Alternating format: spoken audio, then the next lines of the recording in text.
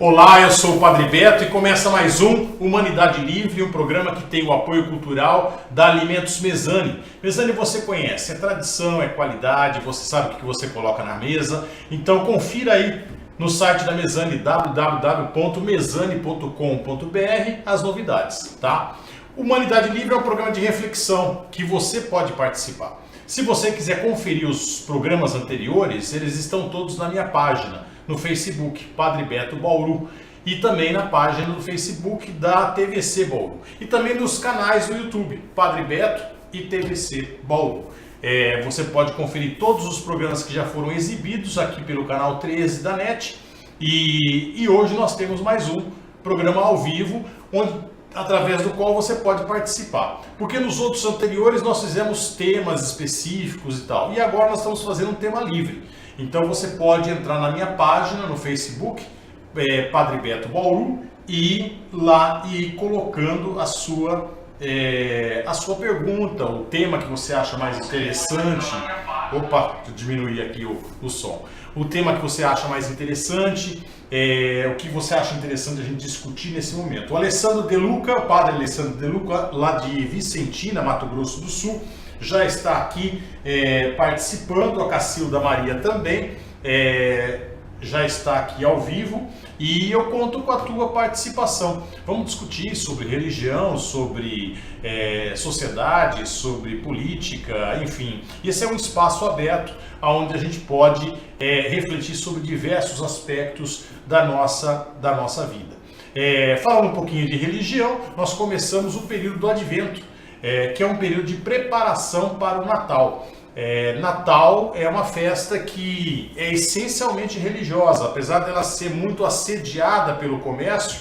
É uma festa que tem dois aspectos, afinal.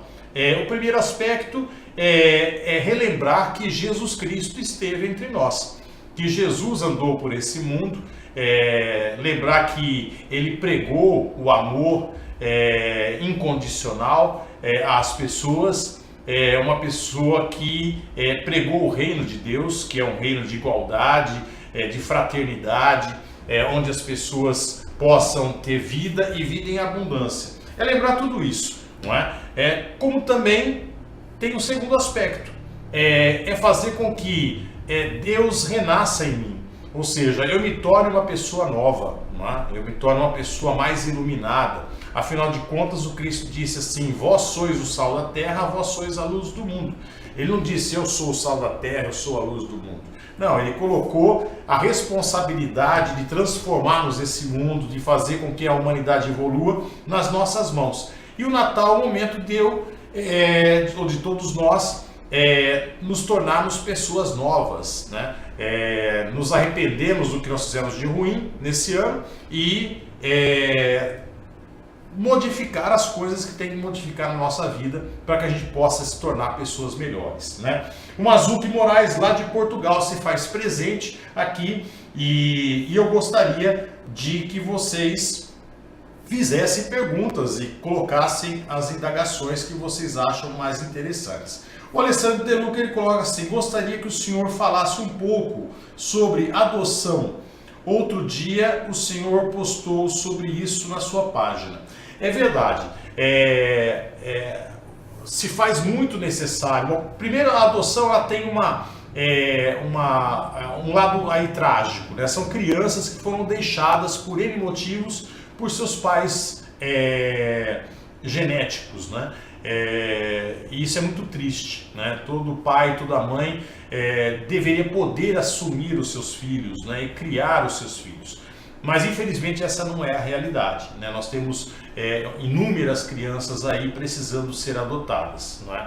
E hoje em dia, infelizmente, nada contra os animais. Eu mesmo tenho uma gata em casa, a Sofia, mas as pessoas muitas vezes preferem adotar um animal do que adotar uma criança. E a criança precisa ser adotada, não é? E outro dia eu coloquei na minha página que um menino ele foi rejeitado 2 vezes, não é?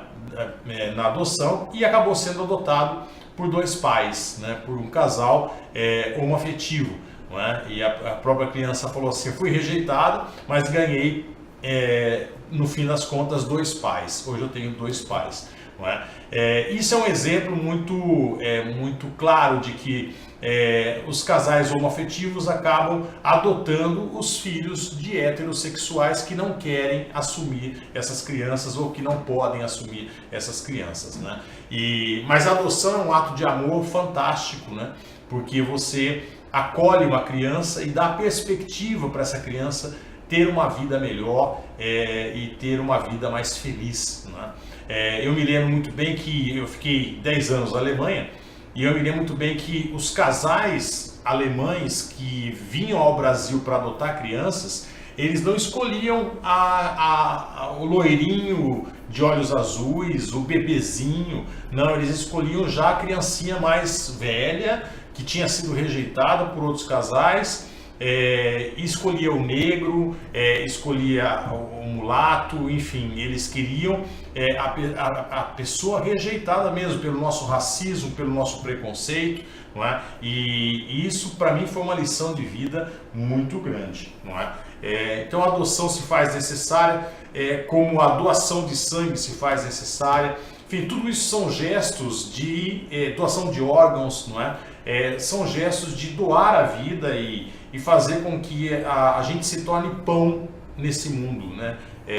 Ou seja, alimento para esse mundo e alimento para as outras pessoas também, não é? Mas tá aí, gente, quero a participação de vocês, é só entrar na minha página, Padre Beto Bauru, e colocar ali o seu tema, o tema que você acha mais importante, não é? Então eu estava voltando a falar do Advento. O Advento é um período de preparação para o Natal, e esse período de preparação é um período de reflexão, mas acima de tudo eu refletir o que deve ser modificado na minha vida para que eu possa, na noite de Natal, começar uma vida nova, ou pelo menos constatar que nesse período do Advento eu fui transformando a minha vida numa vida mais significativa, não é? E esse é o sentido do Natal, não é só relembrar Jesus Cristo e a sua mensagem, mas querer concretizá-la com mais intensidade nesse período que é o período natalino. E para isso existe a decoração natalina, né? A decoração natalina nos lembra do quê? Nos lembra de luz, né? Luz, por exemplo, não é só para embelezar, não é? As nossas casas ou as ruas, mas é para lembrar que nós somos a luz do mundo. E portanto nós temos que iluminar os nossos ambientes ou os ambientes por onde a gente passa, não é? A ceia de Natal ela é um símbolo também, é um gesto concreto, não é? Eu vou cear com as pessoas porque eu vou partilhar o pão com elas, não é? A ceia de Natal não precisa ser aquela coisa, aquela ostentação, né? Ela é um símbolo de eu sentar com as pessoas e me alimentar com elas e conversar, me confraternizar com as pessoas, não é? Então, todo esse ritual que nós temos aí do Natal, infelizmente ele foi muito contaminado pelo comércio, mas ele deve ser recuperado para que a gente dê sentido à nossa vida, que a gente possa poder nos alimentar com as pessoas, sentar com as pessoas à mesa e poder conversar com elas, não só no Natal, mas no ano todo, né? E que a gente possa ser luz desse mundo no ano todo também. A Cacilda Maria, sobre o cachorrinho que foi morto no Carrefour. Por que as pessoas maltratam tantos animais? São psicopatas? Não, são insensíveis, né? As pessoas precisam ganhar, desenvolver, aliás, mais sensibilidade perante a vida, né? Não só perante os animais, mas perante as pessoas também. Hoje se mata no Brasil seres humanos como se isso não significasse nada, não é? Nós temos uma guerra do Vietnã todo ano no Brasil. E assim é com os animais também, não é? Então, o ser humano precisa desenvolver mais a sua sensibilidade, entender que a vida é sagrada, não é? Aquela música do Milton Nascimento mostra muito bem, né? Todo amor é sagrado e a vida é sagrada, né? Então eu preciso respeitar os animais, que são seres vivos, não é? Como eu preciso respeitar os seres humanos também, não é? Cida Sala se faz presente também aqui no nosso bate-papo, e eu fico esperando a participação de vocês aí com temas que a gente possa desenvolver nesse nosso programa aqui, Humanidade Livre. Afinal de contas, a humanidade é livre para se expressar e para pensar, não é? E refletir. Se nós perdermos isso, não é? Nós deixamos de ser humanos. Não é? O humano precisa de liberdade, principalmente liberdade de reflexão e liberdade de expressão. Se eu não tenho liberdade de reflexão nem de expressão, a minha dignidade é perdida, não é? Eu perco a minha dignidade. Então a dignidade humana, ela se solidifica nisso, né? No poder expressar o que eu sou e no poder pensar o que eu quero pensar, não é? O Mazzucchi Moraes, farei uma provocação. Vamos falar sobre a virgindade de Maria? Bom, para mim não é nenhuma provocação, Mazzucchi. A virgindade de Nossa Senhora, lá no início, tá, dos evangelhos, não tinha o mesmo significado que nós temos aqui, tá?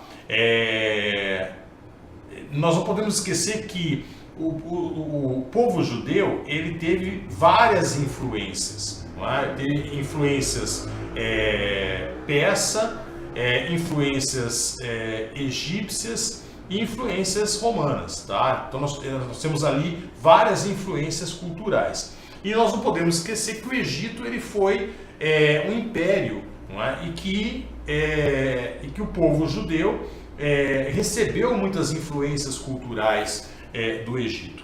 E a virgindade era dada à mãe do faraó a partir do momento que o rapaz assumia esse cargo, né? Assumia ser faraó. Então, quando alguém se tornava faraó, imediatamente a sua mãe se tornava virgem. E então esse ser virgem era um título de nobreza, praticamente, e uma forma de dizer que o faraó era Deus, não é? Então só um Deus pode nascer de uma virgem, não é? Então era um título de nobreza que era dado para enaltecer o faraó. E assim, quem escreveu os evangelhos também vai fazer o mesmo, não é? Principalmente o evangelho de Lucas, não é?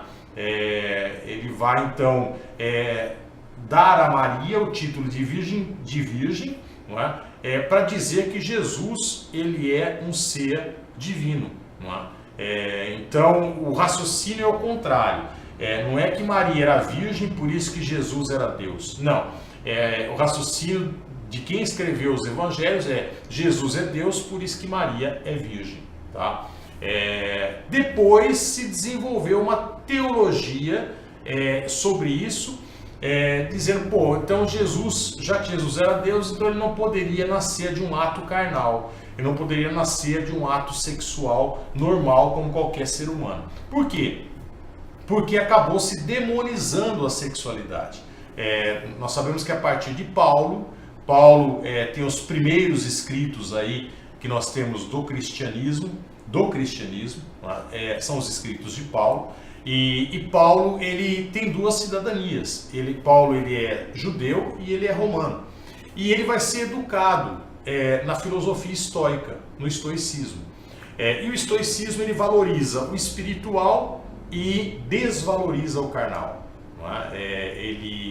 O estoicismo ele prega que toda a nossa vida deve obedecer uma ordem que já está prescrita pela natureza, e a nossa vida deve ser puramente racional. Então eu devo controlar ou eliminar todos os meus instintos e desejos, principalmente sexuais, né? Porque isso para o estoico era o lado animal do ser humano. E Paulo traz essa filosofia para o cristianismo nascente, né? E vai escrever isso, só que teologicamente. O que era simplesmente uma filosofia que eu poderia seguir ou não, se torna teologia através de Paulo. Então aí a carne se torna um elemento do pecado e o espírito um elemento da graça. Não é? Então a divisão, o dualismo aqui entre graça, entre espírito e carne. Jesus Cristo não falou absolutamente nada sobre isso. Não é? Nós não podemos esquecer que Paulo não conheceu Jesus, não é? Ele só ouviu falar de Jesus, ele não conviveu com Jesus, e Jesus não vai ser moralista como Paulo. Não é? Paulo vai ser mais moralista, Jesus vai pregar mais uma ética. Não é? São coisas diferentes. E graças a essa demonização da sexualidade, iniciando ali com Paulo, então vai se desenvolver no cristianismo uma teologia que vai reforçar a questão da virgindade como virgindade mesmo, como nós entendemos hoje, não é? Mais do que se era entendido na época dos egípcios, né? E aí então vai se reforçar a ideia de que Jesus não poderia ter nascido de um ato imundo, não é? Assim acredita-se por essa teologia, que é o ato da sexualidade, o que é um absurdo, tá? Por quê? Porque a sexualidade humana é algo bom, é algo saudável, é algo necessário, não é? Quem quer saúde tem que viver a sua sexualidade, não é? Caso contrário, fica doente. Não é? Lembrando que sexualidade tem que ser discutida, tem que ser debatida, tá? Sexualidade tem que ser entendida, não é? E as pessoas precisam entender que educadores que estudam, eles deveriam trabalhar a sexualidade. Tá? Aquela coisa de só o papai e a mãe que trabalham a sexualidade é uma coisa muito perigosa, tá legal? A Cacilda Maria, Padre Beto, Jesus era filho de José, por isso que não entendo a Bíblia. Olha, nós não sabemos. Primeiro que nós não sabemos, você tem que entender o seguinte: os evangelhos, eles não são biografias, tá? Os evangelhos, a proposta dos evangelhos não é serem uma biografia de Jesus Cristo, mas o nome já diz, Evangelium, quer dizer boa nova. Então a intenção dos evangelhos é lançar uma boa nova, tentar transmitir aquilo que Jesus transmitiu, tá legal? Então essa é a primeira questão. Então toda essa história da infância de Jesus, Maria, José, nós não sabemos exatamente a figura de José, se era realmente José o nome dele, nós não sabemos muito bem a história do pai de Jesus, tá? E quem é esse pai, né? Então há uma discussão muito grande em relação a isso. Por isso que a Igreja Católica coloca o dogma da virgindade e encerra essa discussão. O fato é que nós não sabemos, não é? Quem era realmente o verdadeiro pai de Jesus. Agora, nós não podemos esquecer que nós estamos numa sociedade poligâmica, né? Então provavelmente Maria não era a única esposa, não é? Do seu suposto esposo José, não é? Então nós estamos numa sociedade completamente diferente da nossa sociedade, tá? Dos nossos modelos, dos nossos parâmetros, não é? Mas não tira de forma alguma a dignidade de Jesus dizer que ele veio de um ato carnal. Eu li, por exemplo, o livro O Evangelho segundo Jesus, de Saramago, e ele começa com a concepção de Jesus, e isso num ato carnal, né? E a maneira como ele faz é lindíssima, né? Eu recomendo muito esse livro. Vera Fernandes, um grande abraço, ela se faz aqui presente. A Bíblia é muito confusa, diz a Cacilda. A Bíblia é um conjunto de livros que foram compilados, não é? E, portanto, é preciso ser estudada, né? Cada livro tem sua época, cada livro tem seu autor, cada livro teve a sua intenção.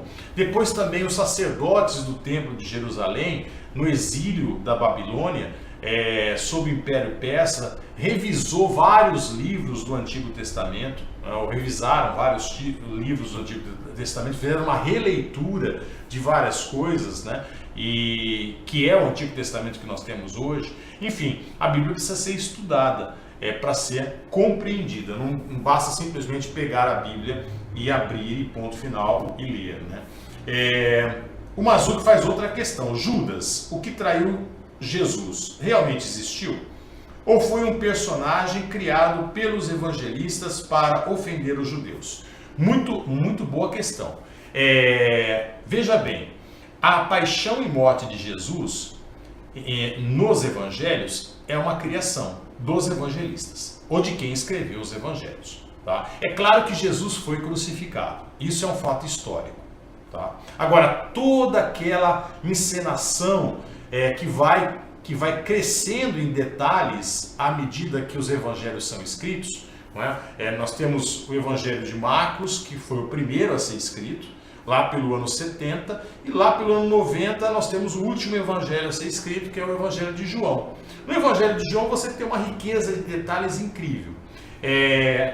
Mas interessante é que quando começa a paixão e morte de Jesus, os inimigos de Jesus, quem querem matar Jesus, são os judeus.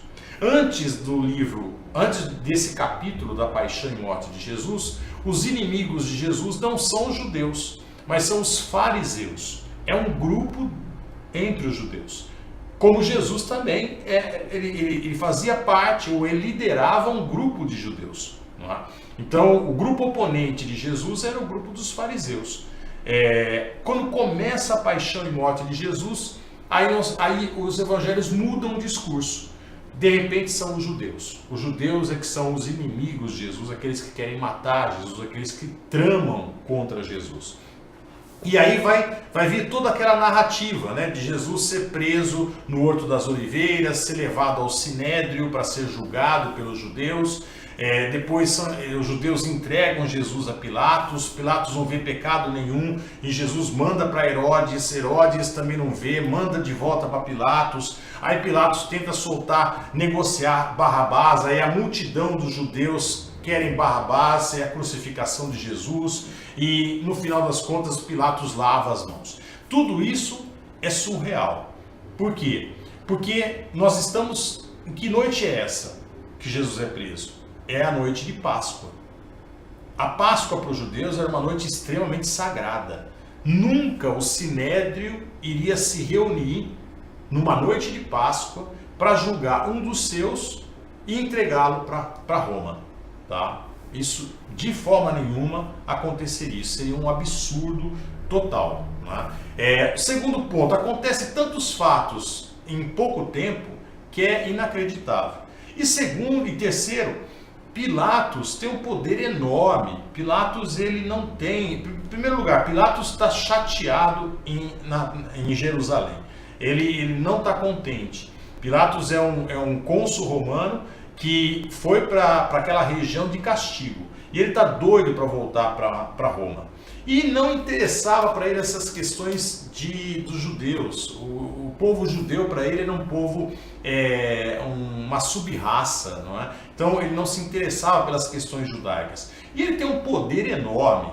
Não é? Ele não iria se colocar nesse papel de enfrentar o grupo enorme de judeus na frente do seu palácio. Ele dispersaria aquela massa tranquilamente com seus soldados. Acontece que não teve massa nenhuma. Jesus não tinha aquela repercussão que os evangelhos querem dar. Não é? E Pilatos tinha um poder enorme. O que aconteceu de fato? Aconteceu que Jesus foi denunciado como subversivo romano, foi preso por Roma, chegou um papel a Pilatos para sua crucificação, Pilatos assinou esse papel e Jesus foi crucificado como muitos eram crucificados naquela época. Agora, por que os evangelhos fazem isso? Porque as comunidades judaico-cristãs, elas já estão expulsas do judaísmo. E o judaísmo não interessa mais a elas. O que interessa é o quê? O Império Romano, os romanos. O que elas querem é se expandir no Império Romano. Agora, como eu digo para um romano que o meu Deus foi morto por Roma, por César? Foi morto por Pilatos sob mando de César. Não é? Fica complicado. Então era necessário jogar a culpa sobre os judeus, não é? E retirar a culpa dos romanos, não é? Mas na verdade quem mata Jesus é Roma, porque Jesus é um preso político. E Judas? Judas é uma criação. Jesus não precisaria ser traído. Por quê? Porque Jesus não está escondido. Jesus ele faz a sua ceia de Páscoa, não é? E ele não está escondido, ele está em Jerusalém. Ele vai para o Horto das Oliveiras, não é? Que é um lugar público, não é? Então ele seria facilmente encontrado pelos romanos. Então essa questão de Judas ir lá e denunciar aos judeus, ao Sinédrio, aonde Jesus estava e dar um beijo nele, não é justamente para jogar a culpa sobre os judeus. Quer dizer, Judas lembra o que? Judeu. É um nome muito comum, não é? Entre os judeus e lembra judeu. Não é? Então foi uma maneira de culpar os judeus, viu, Mazuki? E isso criou depois, mais tarde, o antissemitismo, né, que foi uma desgraça para a humanidade e para os judeus. Na Idade Média se matou muitos judeus e Hitler se aproveitou disso. Existe na Alemanha uma encenação da Paixão e Morte de Jesus muito famosa, é a encenação de Obermagal.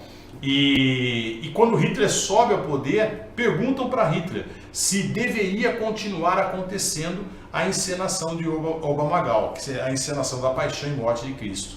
E Hitler fala assim, não só nós devemos deixar acontecer, mas nós devemos divulgar isso. Essa é a melhor propaganda para nós. É a propaganda contra os judeus. Era justamente o que ele quer, difundir a ideia de que os judeus são os causadores da morte de Deus, né? Da morte do Filho de Deus. Então, Hitler enxergou aí uma estratégia de propaganda muito forte. Quero mandar um abraço para Deusa Bertotti, para Léa Ferreira Bonassi, paz e bem. A Cacilda Maria, mas que coisa, os romanos matam Jesus e a Igreja Católica fica em Roma. Exatamente, é uma ironia do destino, né? Quer dizer, depois, mais tarde, Constantino vai oficializar praticamente o cristianismo como religião do Império, e aí o que acontece? Se antes de Constantino, os cristãos são perseguidos porque eles são vistos como uma seita obscura, que não se sabe muito bem no que eles acreditam, que eles não querem cultuar os deuses romanos também, muito menos César, não é? Então eles são perseguidos por isso. A partir de Constantino, o que acontece? Os bispos saem das catacumbas, não é? E se instalam no Palácio Imperial. E aí então, o que vai acontecer? A Igreja Católica vai se tornar a Igreja do Império. Né? E quem vai a Roma pode presenciar muito bem isso, né? Pode visitar as catacumbas e ver como era o cristianismo nascente, e pode visitar a Basílica de São Pedro, não é? E ver como é a Igreja Católica hoje. Não é? Maria Cristina está aqui presente, a Ana Luzia Tonetti. A Maria Cristina diz, boa noite, Padre Beto, aproveito para enviar um grande abraço para o Júnior Camarinha, o albino, que faz aniversário hoje. Né? Lá agora já é bastante tarde em Portugal, mas ele faz aniversário hoje. Não é? O Mazuco Moraes comenta, só para terminar o programa, muitos religiosos tentam passar uma imagem que Jesus se sacrificou, beirando uma ideia de suicídio. A ideia de suicídio. Ele morreu livremente pelos pecados da humanidade, ou o pecado da humanidade assassinou Jesus? O pecado da humanidade assassinou Jesus. Jesus morreu porque foi ético. Jesus morreu porque não fugiu. Tá? Jesus não morreu pelos nossos pecados. Jesus não tirou os nossos pecados. Nós continuamos com eles. Tá? Porque somos humanos, não é? Mas isso a gente pode desenvolver no próximo programa, tá? O programa Humanidade Livre termina aqui. Eu agradeço a todas as participações de vocês e espero vocês na terça-feira que vem, às 20h30, para a gente poder discutir melhor os assuntos, tá bom? Um grande abraço para todos, uma excelente noite e uma ótima semana. Até mais.